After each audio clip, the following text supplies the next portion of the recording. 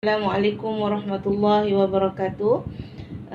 Anak-anak ustazah dan semua ahli grup pengajian akidah Dr. Rai. Alhamdulillah, pada pagi ini kita masih diberi kesempatan oleh Allah Subhanahu Wa Taala untuk bersama-sama dalam majlis ilmu kelas pengajian akidah PIMK 3043. Alhamdulillah, minggu ni adalah merupakan minggu terakhir, minggu ke-15 insya-Allah, dan minggu ni juga adalah merupakan kupasan terhadap tajuk-tajuk yang terakhir lah untuk pengajian akidah kita. Jadi insya-Allah pada pagi ni kita akan pergi kepada tajuk alam barzakh. Baik, sebelum kita mulakan majlis ilmu ini, mari kita sama-sama aminkan doa. A'udzubillahi minasyaitonirrajim. Bismillahirrahmanirrahim. Alhamdulillahirabbil alamin, wassalatu wassalamu ala asyrafil anbiya'i wal mursalin wa ala alihi wa sahbihi ajma'in. Subhana rabbiyal aliyyil 'alal wahhab, subhana rabbiyal aliyyil 'alal wahhab, subhana rabbiyal aliyyil 'alal wahhab. Allahumma salli ala Muhammad wa ala ali Muhammad. Allahumma salli ala Muhammad wa ala ali Muhammad. Allahumma salli ala Muhammad wa ala ali Muhammad. Allahumma rzuqna fahman nabiyyin wa hifzal mursalin wa ilhamal malaikatil muqarrabin fi afiyatin birahmatika ya arhamar rahimin. Rabbi zidna ilman, Rabbi zidna ilman, Rabbi zidna ilman. Rabbana atina min ladunka rahmah wa hayyi lana min amrina rashada. Rabbi shrah li sadri wa yassir li amri wahlul 'uqdatam min lisani yafqahu qawli. Amin ya rabbal alamin. Assalamualaikum Najwa Najihah. Minas sabiqun al-awwalun. Antara orang-orang yang awal-awal lah. Selalunya baiklah ustazah, tahniah untuk Najwa. Dan baik, pada pagi ni kita tajuk kita ialah akan mengupaskan tajuk alam barzakh. Jadi semalam kita telah belajar tentang al-ghaibiyat dan as-sam'iyat, ya, perkara-perkara ghaib dan perkara-perkara as-sam'iyat, yang mana kewujudan perkara ghaib ini adalah merupakan hikmahnya ialah supaya kita hidup manusia ini mempunyai matlamat yang jauh, matlamat yang jelas, ada visi bahawasanya hidup kita ini bukan terhenti di atas dunia, yang mana bila kita mati sebagaimana bukan sebagaimana yang dianggapkan oleh orang-orang etis, iaitu matilah dunia ini seperti proses sahaja. Mati jadi tanah, tak ada gapo dah lah. Bukan demikian hidup manusia ini, sebab kita ini diciptakan oleh Allah Subhanahu Wa Taala fi ahsani taqwim, sebaik-baik kejadian, sebaik-baik makhluk, sebaik-baik ciptaan Allah Subhanahu Wa Taala, yang mana hidup kita bukan di atas dunia semata-mata, bahkan hidup kita ini mempunyai perjalanan yang jauh lagi, iaitu yang berakhir di syurga atau neraka. Di syurga, yang semuanya akan berakhir di syurga insya-Allah. Jadi pada pagi ini kita akan kupas tajuk definisi alam barzakh. Ini adalah merupakan alam yang gaib, yang kita tidak boleh, kita tidak akan capai dengan akal. Tetapi akhirnya kalau diceritakan kepada manusia, akal boleh terima. Sebab benda-benda yang gaib ini adalah daripada Allah Subhanahu Wa Taala. Manusia tak dapat capai pengetahuan itu, tetapi setelah diberitahu oleh Allah Subhanahu Wa Taala, maka akal boleh terima. Demikian juga dengan kewujudan akhirat. Manusia tak boleh capai apa yang akan kita hadapi di hari akhirat, apa yang ada di hari akhirat nanti, dan apa benda-benda yang boleh menyampaikan kita di akhirat, dan apa amalan-amalan yang dapat menyelamatkan kita di hari akhirat. Akal tak boleh capai, tetapi setelah diberitahu melalui as-sam'iyat, melalui Al-Quran dan hadis, maka akal kita boleh terima. Maka demikianlah juga dengan apa yang kita bincangkan hari ini, iaitu alam barzakh. Jadi ada 4 poin utama bila bincang tajuk alam barzakh ini. Yang pertama, antum kena tahu definisi alam barzakh. Yang kedua, dalil-dalil kewujudan alam barzakh. Apa dalil-dalil? Dalil-dalil akal memang tak sampai dan memang tak sampai pada alam barzah, tapi dalil-dalil yang dibawa oleh Al-Quran dan Sunnah. Dan yang ketiga, peristiwa-peristiwa di alam barzakh. Dan yang keempat, apakah amalan-amalan yang dapat menyelamatkan kita di alam barzah. Jadi ada 4 poin semua tentang alam barzah ini. Baik, anda kita pergi kepada definisi alam barzah. Kita pelaju sikit. Alam barzah ini, Najwa, siapa lagi bersama Ustazah ni? Najwa je nampaknya. Yang lain menyampuk baru saya tahu. Jadi definisi alam barzah ni diambil dari perkataan barzakhun. Barzakhun ni dia disebut di dalam Al-Quran sebanyak 3 kali. Semuanya disebut dalam bentuk kata nama, dan dari segi bahasa, barzakh ini bermakna sesuatu atau penghalang antara dua perkara. Barzakhun ini sesuatu atau penghalang di antara dua perkara. Itu dari sudut bahasa. Antara contoh penggunaan perkataan secara bahasa di dalam Al-Quran ialah seperti mana firman Allah Subhanahu wa taala dalam surah Al-Furqan, a'udzubillahi minasyaitonirrajim, bismillahirrahmanirrahim, wa huwa allazi marajal bahraini hadza 'azbun furatun wa hadza milhun ujaj wa ja'ala bainahuma barzakhan wa hijran mahjura. Di situ ada perkataan barzakh dari sudut bahasa dalam Al-Quran yang menggambarkan apa itu. Mari kita tengok. Dan dialah Tuhan yang telah menggalirkan 2 laut berdampingan, yang satu lagi tawar, lagi memuaskan dahaga, dan yang satu lagi masin, lagi pahit. Serta dia menjadikan antara kedua-dua laut itu sempadan dan sekatan yang menyekat percampuran antara keduanya. Masya Allah, di sini kita lihat macam mana Allah telah menyebut di dalam Al-Quran tentang pertemuan antara 2 laut. Itu pun dia ada dinding pemisah.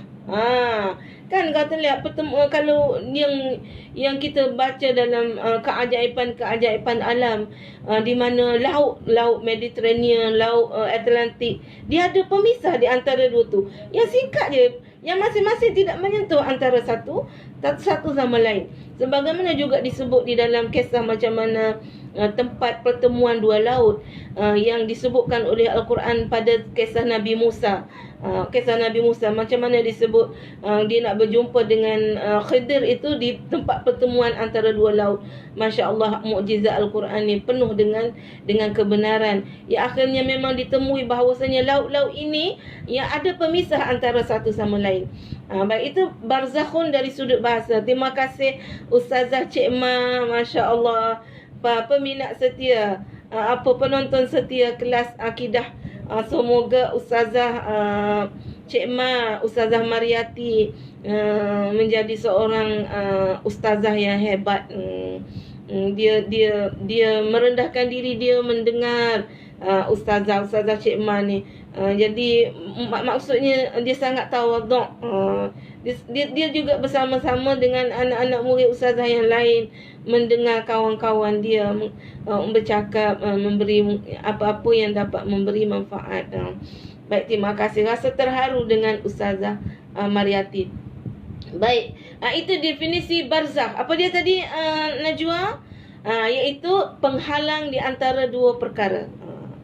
Baik, kemudian menurut kamus oleh Abu Bakar Ar-Razi, makna barzakh ialah dinding pembatas. Tadi penghalang, yang ni dinding pembatas di antara dua benda. Dan dia juga membawa makna apa yang terdapat di antara alam dunia dan alam akhirat sejak dari kematian seseorang sehingga dia dibangkitkan. Jadi siapa yang mati, maka itu bermakna dia telah masuk ke dalam alam barzakh tanpa mengambil kira cara kematian. Jadi sama ada dia tenggelam dalam laut ke, terbakar ke, terjatuh dari langit ke, jatuh kapal terbang ke, mati di atas katil ke, maka bila dia telah terpisah antara nyawa, roh dia dengan jasad dia, dengan badan dia, maka dia telah masuk ke alam barzakh. Ya, anak ustazah, terutamanya di musim-musim Rajab, Syaban, Ramadan ni banyak ustazah pun terkejutlah, banyak kawan-kawan ustazah yang soleh-soleh. Adalah 2, 3, 4 orang dengar-dengar pagi ni bergembira dengan kita bersembang, esoknya sudah tak ada. Dan barzah ini satu tabir yang sangat nipis saja dengan kita, wahai anak-anak. Dan kita tidak tahu syarat nak masuk ke alam barzah ni hanya Allah saja yang Maha mengetahui. Kan, Allah saja yang Maha mengetahui. Jadi dia bukan syarat tua, bukan syarat sakit, bukan syarat umur supaya ustazah, bukan syarat muda.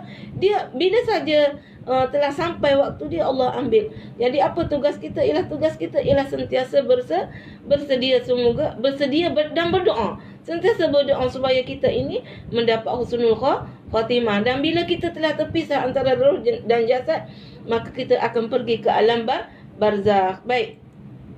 Kemudian definisi yang ketiga, dalam kitab-kitab tafsir, para ulama memberi berbagai definisi berkenaan barzakh. Menurut Qatadah, ia bermaksud penghalang antara dunia dan akhirat. Kita akhirat maksudnya hari akhirat akan berlaku selepas adanya hari kiamat, hari kemusnahan total alam ini. Jadi benda tu tak berlaku lagi.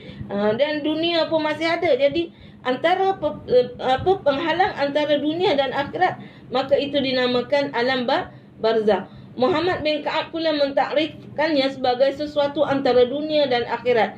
Jadi orang yang berada di alam kubur ini bukan bersama ahli dunia yang boleh makan, minum bersama ahli dunia, dan bukan juga berada di akhirat yang menerima balasan syurga dan neraka.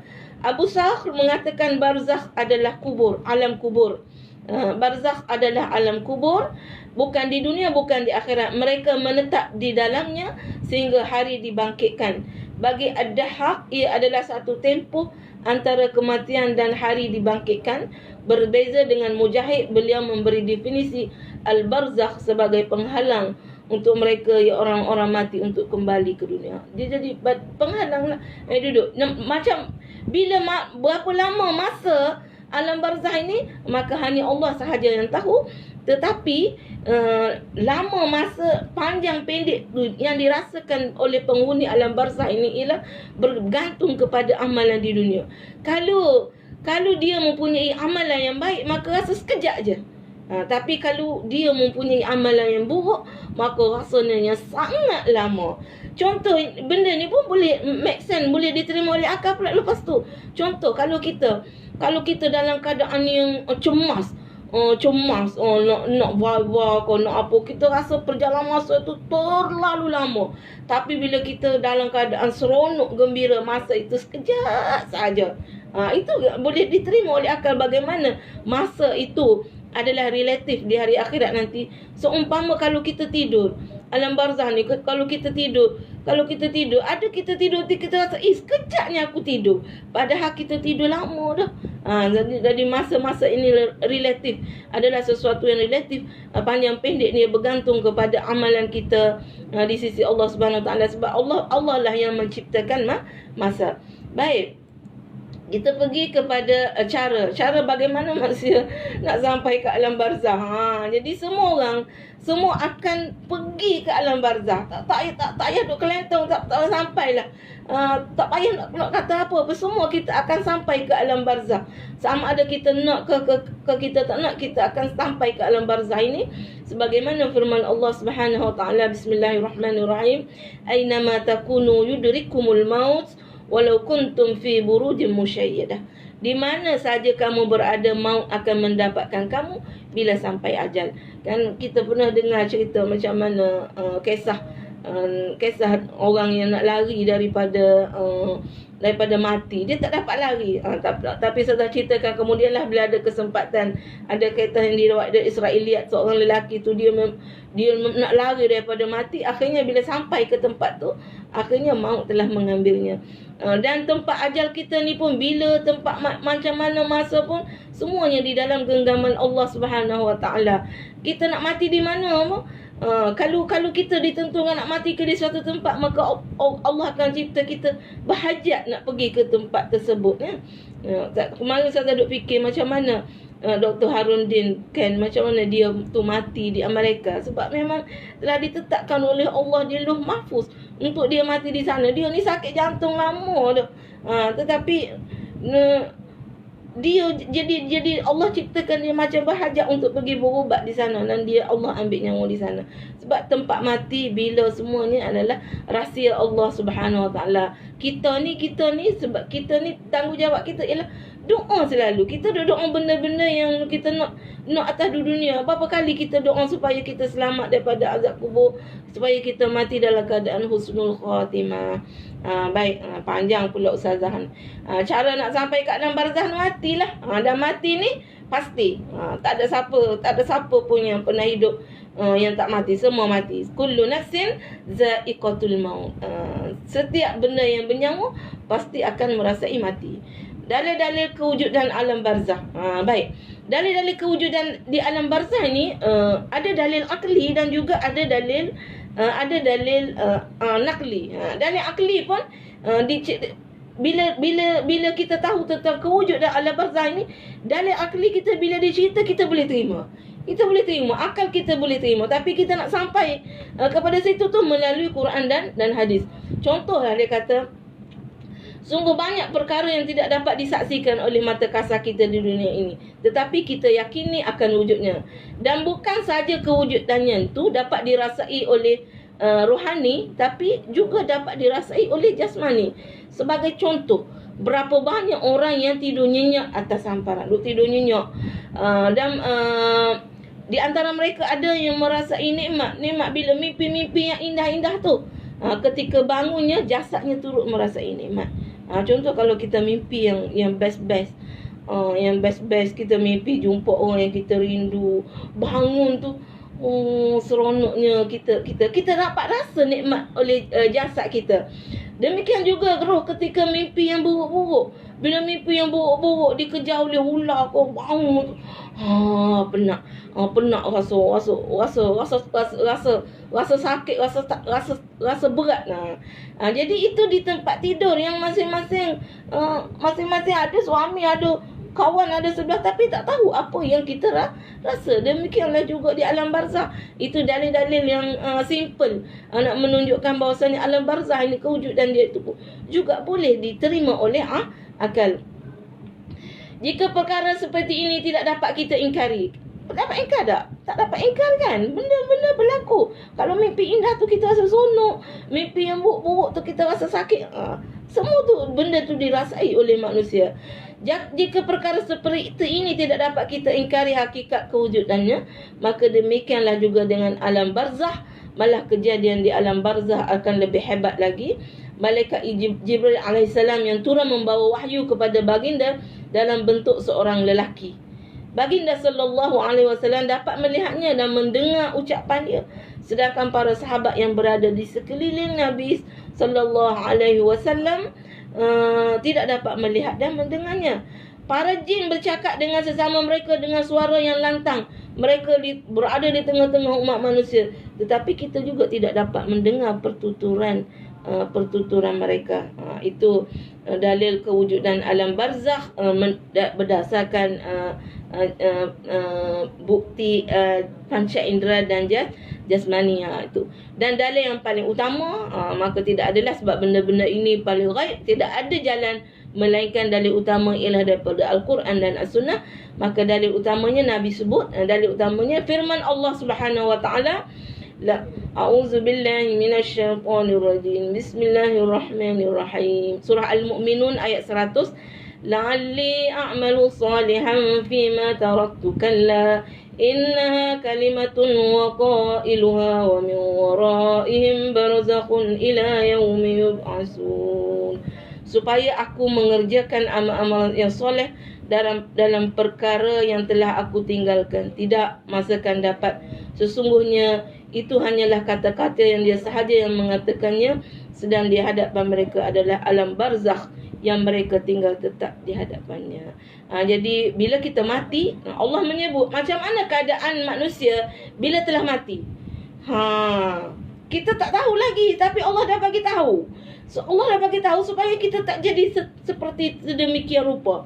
Maka bila kita sudah berada di alam barzah itu, maka semua berada dalam keadaan al-hasrah, menyesal, Dan setiap nyawa tu, setiap diri akan meminta kepada Allah, la'alli a'malu salihan fima taraktu, kembalikan aku semula ke dunia supaya aku dapat mengerjakan amal-amal soleh yang aku boleh buat tapi aku tak buat. Aku boleh buat tapi aku tak buat kerana kelalaian aku, kerana kemalasan aku. Padahal Allah beri dia modal tubuh badan, modal macam-macam modal lah Allah bagi kepada kita di atas dunia. Itu dalil pertama. Dan dalil yang kedua ialah kisah Fir'aun. Ni kisah Fir'aun. Ada 3 dalil dalam Al-Quran ni sebut tentang alam barzah ini. Kisah Fir'aun dan pengikut-pengikutnya yang diseksa dalam kubur masa dah nak tenggelam dalam laut tu. Masa dia nak ikut Nabi Musa tu, nak menyeberangi Laut Merah tu, maka Allah ceritakan macam mana keadaan Fir'aun dan pengikut-pengikut dia tu. Bismillahirrahmanirrahim, surah Ghafir ayat 46. An-naru yu'raduna 'alaiha ghuduwan wa 'ashiyya wa yawma taqumus sa'ah. Mereka didedahkan kepada bahan api neraka pada waktu pagi dan petang. Udkhulu ala fir'auna asyaddal azab, masukkanlah Fir'aun dan pengikutnya ke dalam azab api neraka seberat-beratnya. Dia duduk di alam barzah, Fir'aun dan pengikutnya. Dan dalil yang ketiga, dalil kewujudan daripada hadis Rasulullah sallallahu alaihi wasallam, walaupun tiada hadis sahih secara jelas menyebut perkataan barzakh, tak ada perkataan barzakh secara jelas dengan merujuk kepada alam kubur, tetapi terdapat beberapa hadis sahih yang memberi kefahaman tentang wujudnya alam barzakh ini dengan perkara yang dengan sabda baginda tentang perkara yang bakal berlaku di dalam kubur. Imam Muslim, ini bukan hadis yang diriwayatkan oleh Muslim. Yang pertama, antara hadis tu dia mengisbatkan adanya azab kubur, adanya Nabi Muhammad mendengar suara orang yang diazab. Yang ketiga, orang mati mendengar derapan selipar orang yang mengembumikannya. Orang mati ni dalam kubur ni, Nabi cerita dia dengar derapan selipar orang yang mengembumikannya. Yang keempat, kubur menjadi luas kepada si mati. Yang kelima, dinampakkan kepada si mati tempatnya di dalam syurga. Ada dalam hadis yang diriwayatkan oleh Muslim, iaitu hadis ini. Kamu kena perhati, hadis ni popular, diriwayatkan oleh Bukhari dan Muslim, tentang dalil adanya azab kubur. Tunggu, ni baru dalil. Lepas tu kita tengok apakah peristiwa yang berlaku di dalam kubur. Benda-benda ni kita tidak akan dapat melalui akal fikiran, tapi melalui Al-Quran dan Sunnah. Sebab itu disebut ghaibiyat dan sam'iyat. A'udzubillahi minasyaitanirrajim. Marra Rasulullah sallallahu alaihi wasallam ala qabrain faqala innahuma la yu'azziban wa ma yu'azzibani fi kabirin, amma hadha fakana la yastatiru min bulihi wa amma hadha fakana yamshi bin namimah thumma da'a bi asibin rutabin fashaqqah bisnain fagharasa ala hadha wahidan wa ala hadha wahidan thumma qala la'allahu yukhaffif anhuma ma la yabisa. Maksudnya daripada Ibnu Abbas radhiyallahu anhu, sesungguhnya Nabi melintasi 2 kubur. Dengan sahabat-sahabat dia lintas 2 kubur. Kemudian Nabi nampak, dinampakkan oleh Allah Subhanahu Wa Taala kedua-dua orang tersebut sedang diazab. Dan mereka diazab bukanlah kerana kesalahan yang dilihat kecil.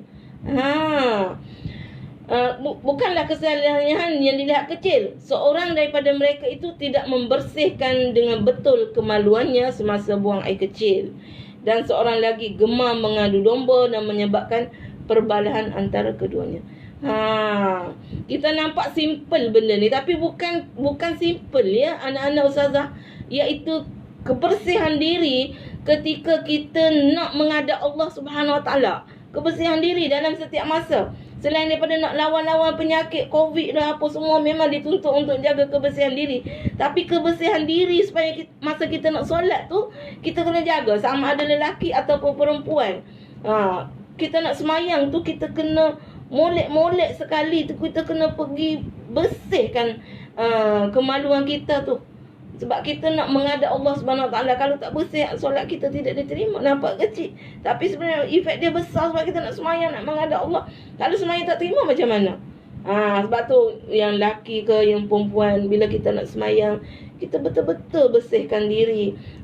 Kita dah pakaian kita nak jaga. Terutamanya yang itulah bak kencing, bak najis tu.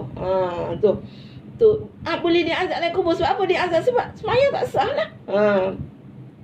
Kemudian suka fitnah, suka mengadu domba, suka tengok orang duk bergaduh ni. Jagalah mulut kita, perkataan kita supaya tidak suka memfitnah, ngatur ke orang, boleh menyebabkan perbalahan. Jaga, tu dosa besar tu sebenarnya.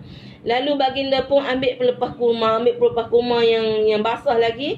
Ni Nabi cocok kat kubur tu. Dia kata mudah-mudahan mereka ini tidak diazab sampailah kering ni. Tu maksudnya dalil bila kita mati kat kubur tu kan orang dah tanam dahan-dahan semua tu supaya dengan selamat orang dalam kubur tu. Kita pun kalau apa-apa orang yang kita sayangi kubur, tanam benda-benda pokok-pokok di kubur tu, mudah-mudahan pokok-pokok itu bertasbih. Tu diharapkan. Itu dalil. Kemudian lagi dalil-dalil ialah orang mati mendengar derapan selipar orang yang mengebumikannya. Dia dengar. Ini ada hadis yang diriwayatkan oleh Al-Bukhari juga tentang orang mati ini akan mendengar derapan orang-orang yang hantar dia ke kubur. Kemudian dinampakkan kepada si mati tempatnya sama ada di syurga dan neraka. Dia nampak. Dia tak sampai lagi. Lepas tu dia rasa sekejap je sebab dia nampak dah tempat yang dia nak pergi. Dan bila dia nampak tu dia sudah rasa nikmat. Sebab kita tengok benda-benda yang baik. Kita nak pergi melancong sana sini. Kita tengok. Bukannya kita nak makan penderuan air itu. Apa itu. Kita tengok pun sudah menenangkan jiwa kita. Tengok bunga-bunga apa semua.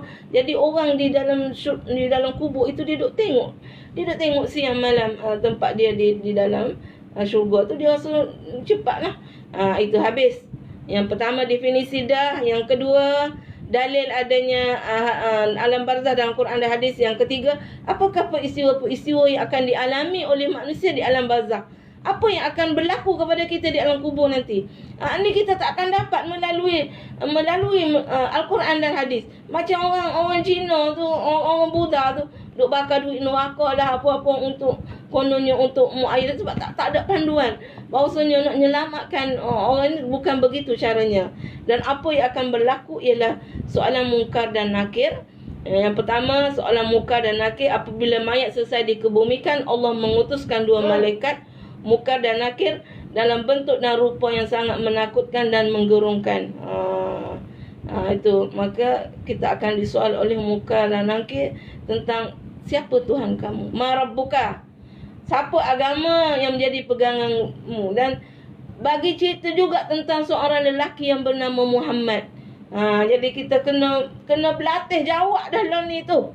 Ma rabbuka, Allahu Rabbi. Itu kena sebut Allah. Macam ngapa dari atas dunia ni kita duk zikir la ilaha illallah, la ilaha illallah, la ilaha illallah. Jadi bila malaikat tanya, malaikat ni menggerungkan tu benda yang telah kita biasa sebut. La ilaha illallah, Allah. Selawat. Bila tanya apa tentang Muhammad, Allahumma salli ala Muhammad. Jiwa kita, roh kita tu sudah sebati.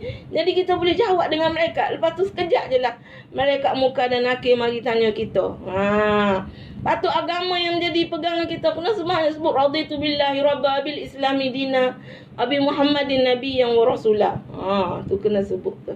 Kemudian apa lagi yang akan ditanya? Apa lagi peristiwa akan berlaku di alam barzah ini? Hamba-hamba yang beriman akan mendapat nikmat dalam kubur. Mereka memperolehi wangian dan haruman dari syurga. Kubur mereka diterangi cahaya yang dilapangkan Allah sejauh mata memandang. Mereka juga akan dapat melihat syurga pada waktu pagi dan petang. Terang benderang kubur tu. Maka di sebalik itu ya, manakala bagi hamba yang kafir dan tidak beriman akan diazab di dalam kubur. Mudah Allah menjauhkan kita daripada azab kubur ini. Daripada Zaid bin Sabit radhiyallahu anhu, dia berkata ketika Rasulullah sallallahu alaihi wasallam berada di kawasan Bani Najjar sambil menunggang kudanya dan kami bersama baginda, tiba-tiba keldainya terjatuh dan hampir saja baginda terjatuh. Di kawasan itu terdapat 6 atau 5 atau 4 kuburan. Lalu baginda bertanya, siapakah di antara kamu yang mengetahui penghuni-penghuni kubur ini? Seorang lelaki menjawab, saya. Baginda bertanya lagi, bilakah mereka mati? Lelaki tersebut menjawab, mereka mati dalam syirik. Lalu baginda bersabda, sesungguhnya umat ini, iaitu penghuni kubur ini, sedang diseksa di dalam kubur mereka. Andai kata mereka tidak dikuburkan, nescaya aku mohon kepada Allah agar dia memperdengarkan kepada kamu seksaan kubur sebagaimana aku mendengarnya. Itu keadaan peristiwa yang akan dialami oleh manusia di alam kubur. Baik, kembali kepada tentang ruh. Ini Ustazah ambil dalam Ibnu Qayyim dalam kitab Ar-Ruh. Macam mana tempat tinggal ruh setelah kita mati. Macam mana tempat tinggal ruh setelah kita mati. Ustazah baca dalam kitab Ar-Ruh ini, dia kata Ibnu Qayyim rahimahullah mengumpulkan pendapat ulama berkenaan kedudukan ruh. Menurutnya kedudukan ruh berbeza-beza dengan perbezaan yang jauh antara satu sama lain. Kita di atas dunia ni nampak tak beza sangat, miskin kaya pun dapat makan gitu, semua dapat makan kan. Tapi roh ni berbeza. Pertama, ada dalam kitab ini ada 5 tempat roh bila kita telah mati. Iaitu yang pertama, ada roh yang berada di tempat yang paling tinggi, iaitu roh para nabi dan rasul, dan kedudukan mereka juga berbeza sebagaimana yang dilihat oleh nabi dalam peristiwa Isra dan Mi'raj. Ni roh yang duduk di tempat yang tinggi, roh nabi dan rasul. Dan roh nabi dan rasul berbeza juga, ada tak langit kedua, ketiga, keempat, kelima, keenam, ketujuh. Kemudian yang kedua, ada roh yang berada dalam tembolok burung hijau yang berterbangan di dalam syurga dengan bebasnya. Inilah sebahagian roh para syuhada. Macam mana burung hijau pun kita tak tahu. Esok pun pernah Nabi ditanya oleh seorang Badawi. Dia kata, macam mana kenderaan penduduk syurga? Maka Nabi jawab, kenderaan penduduk syurga, burung yang dibuat daripada emas dan perak. Masa tu mana ada kapal terbang apa-apa. Nabi kata burung. Mungkin dalam bentuk kapal terbang, sebab burung dibuat daripada emas dan perak. Benda yang fizik kan, kita tak tahu macam mana bentuk burung hijau itu, kenderaan hijau tu, kapal terbang kau jet kau, wallahu alam. Inilah sebahagian roh para syuhada. Dan yang ketiga, ada yang tinggal di pintu syurga. Roh tu duduk kat pintu syurga dan tunggu buka pung masuk. Tu seronok kalau pergi masjid Nabi. Dia ada bila nak buka raudhah tu, dia semua orang tu bubuk lah, buka je pintu pung masuk, duduk di pintu syurga. Ya Allah, ya Tuhanku. Kemudian ada yang tinggal di pintu syurga seperti hadis yang diriwayatkan oleh Ibnu Abbas, asy-syuhada ala bariku nahrin bi babil jannah fi qubbatin khudra yakhruju alaihim rizquhum minal jannah bukratan wa asya.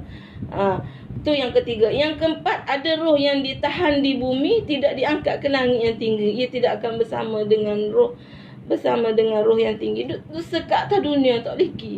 Dan ada yang ditahan dalam kubur. Itulah yang paling azab lah. Ada yang duduk di ni, duduk tengok yang bila kita mati. Bila kita mati ni, Ustazah ada terbaca, tapi tak tahulah hakikat dia sebagaimana. Dia kata dia dapat sixth sense, wallahu alam, kita tak tahu. Sebab tentang alam ruh, alam kubur ni, wa ma utitum minal ilmi illa qalila. Qulir ruh min amri rabbi. Nabi ditanya dalam Quran pun sebut, semua bertanya tentang ruh. Qulir ruh min amri rabbi. Katakan ruh itu adalah urusan Tuhan. Kita tahu. Tapi ada Ustazah terbaca orang yang punya sixth sense, indera kelima, dia kata dia pernah tengok roh orang ni. Roh ni kadang yang duduk tersekat di bumi ni, dia terputus dah amalan. Cuba bayangkan dia duduk di bumi, tak naik ke langit. Ya Allah, sedihnya dia duduk tengok orang atas dunia ni, duduk tengok, tapi dia tak boleh nak makan, tak boleh nak minum, tak boleh nak tegur, tak boleh nak apa. Betapa sunyinya, betapa, sebab roh sepatutnya dia sudah berada di atas. Cuba bayangkan, inqata'a amaluhu illa min salas. Iza mata ibn Adam inqata'a amaluhu illa min salas.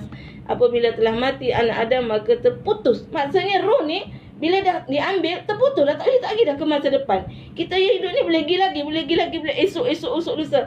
Tapi roh ni terputus dah. Kalau roh yang Ustaz kata yang ditahan di dalam kubur, dia tak lagi duduk situ. Betapa azabnya roh yang tidak sampai ke langit, yang tak sampai. Kita harap ni bila kita mati aja dah roh kita terus naik ke langit bersama roh-roh para orang salih, syuhada dan as-salihin. Baik. Sekarang pergi pada yang keempat, nak habis dah.